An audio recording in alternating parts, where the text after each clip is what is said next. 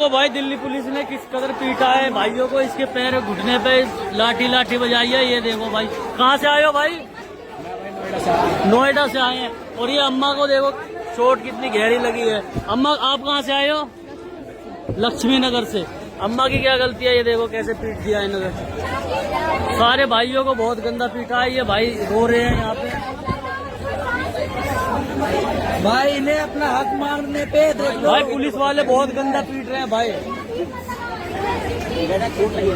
ये देखो भाई साहब, चलेगा बाहर चलेगा भाई मर जाता है। अरे कुछ नहीं होगा यार, अभी चलेगा अभी चलेगा बाहर चलेगा। अरे भाई नहीं मरोगे यार। अरे मैं समझ रहा हूँ, अभी चलेगा। ज्यादा छोड़ रहे अंदर से, बता तू पहले छोड़ रहे अंदर से नहीं ना?